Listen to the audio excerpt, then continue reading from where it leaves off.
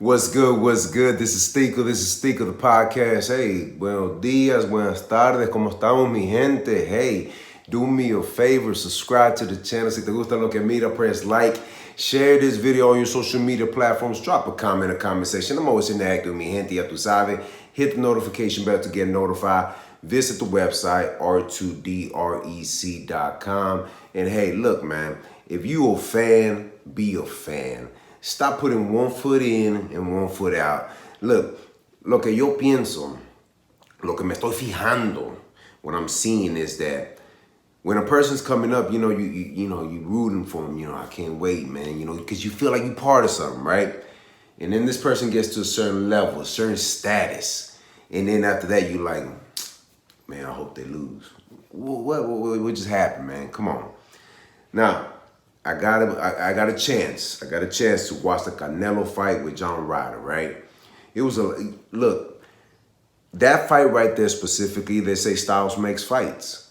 John Ryder, he's definitely one of those people that gets in a clinch and starts banging. And in Canelo, he's a counterpuncher. And then, long story short, it was a great fight. The entrance, man, I thought it was at the Olympics or something, man, the way Canelo came in there, man. Fireworks, everything. And mind you, he was fighting in Mexico. Mexico. Qué bonito, qué bonito. He came back to his country, gave him something to talk about, gave him some inspiration, motivation, dedication, discipline, focus. He gave him everything, Lo que hizo Canelo that day, he showed the public that it can be done if you come from nothing. That's what I got from it.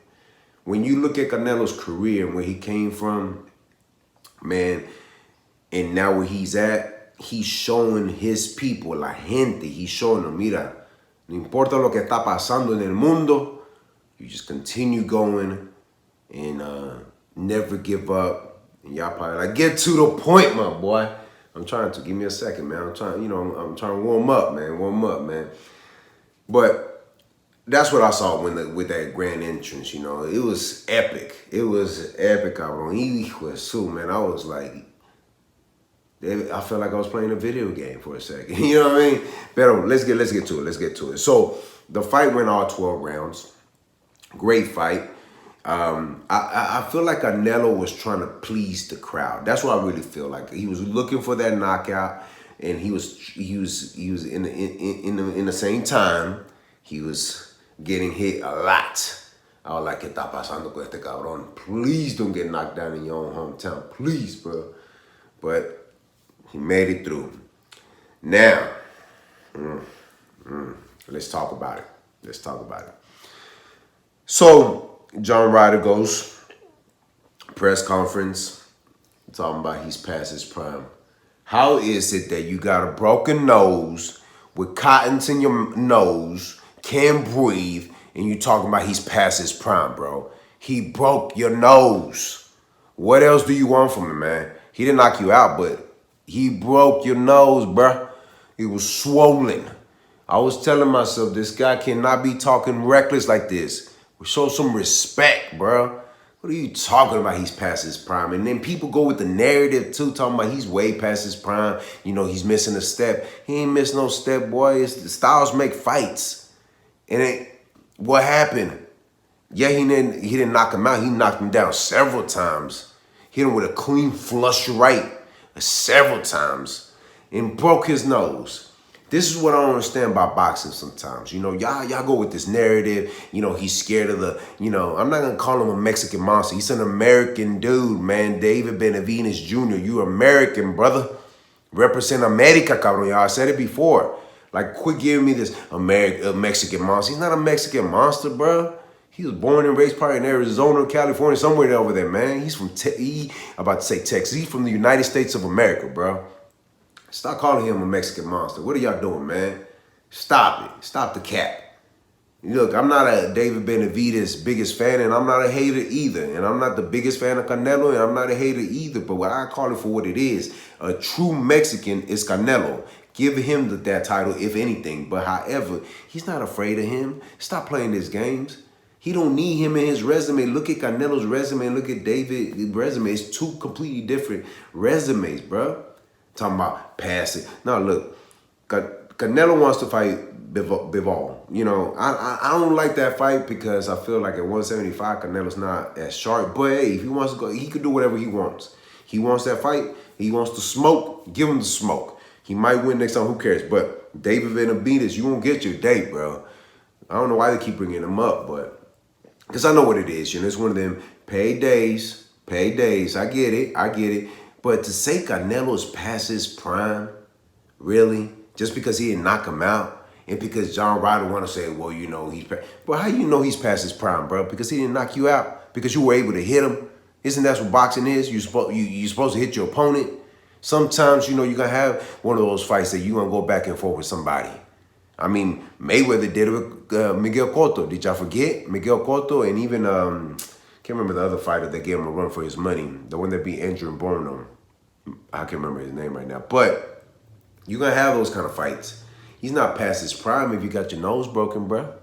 I mean, your nose was broken. You said it yourself. On the second round, you couldn't even breathe anymore. I mean, like, bro, like, give the man some credit. He hit you several times. If you look at the press conference, you got beat up pretty bad, bro. If my nose is broken, trust me, I'm like, man, he beat me. I don't say that a person is past their prime because what? He didn't knock you out. Man, do you want to get knocked out? The whole point of boxing is not to get knocked out, bro. You did good. You lasted with him. Congratulations. Move on. You didn't win. Simple as that. Come on, man. And then I see these fans out there. Here's what I mean. Are they really fans, or they just criticizing them because they want to see a knockout so bad? Sometimes you're going to get those knockouts. Sometimes you're not. It's just the way the game goes. The way Canelo fought Caleb Plant, it was, you know, y'all saw what happened. The way Benavidez fought Caleb Plant, y'all saw what happened.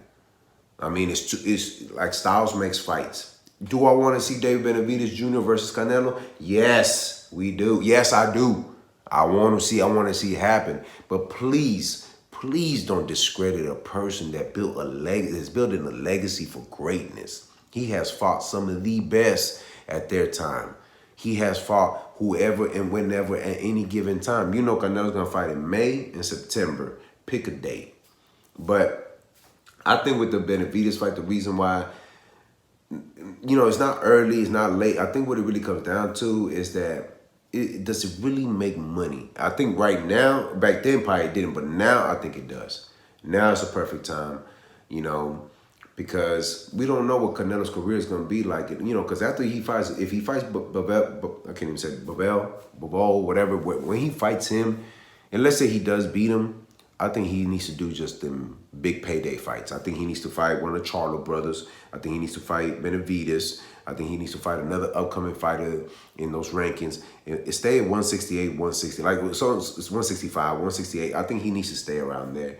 And then after that, after he demolishes them, whoops them, walks over them. Nah, I'm just saying. Look, after he does what he does, and after that, you can hang it up. Because let's say he beats David Benavidez, right? What happens next? Because there's always going to be that next person, right? Well, he can't be, like, it's always going to be like that in boxing. Like, y'all will never be satisfied. Y'all will never be satisfied. Y'all want to see the next one. They'll be like, oh, well, Benavidez wasn't ready. This is what's going to happen when they fight. If they fight, and hopefully within this year, maybe next year, when they fight, they're going to be like, Benavidez wasn't ready.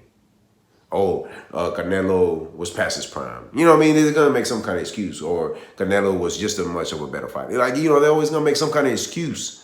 So I just look at it like this. Canelo gave you something. He entertained you. He gave you something to talk about. Because when you talk about his legacy and where he came from, look, he went back to his country, brought something to the country. And you just got to enjoy it, man. And John Ryder, cállate el hocico, bro. What are you talking about? He's past his prime, bro. Sit down somewhere, bro. Just go sit down. You lost. Just take that L with you. It's easier to just take that L. Sometimes you're going to take some L's, bro. It is what it is. Y'all let me know what y'all think. Is John Ryder correct about Canelo past his prime? I mean, he got his nose broken. He couldn't breathe. So y'all let me know. Is he past his prime? It is what it is, man. Mira, mi gente, subscribe to the channel. Si te gusta lo que mira, press like. Share this video on your social media platforms. Drop a comment in the comment section. I'm always interacting with mi gente, ya tú sabes. Hit the notification bell to get notified. Visit the website, r2drec.com. And always remember, have peace in your heart, have faith, and never give up. All right, one.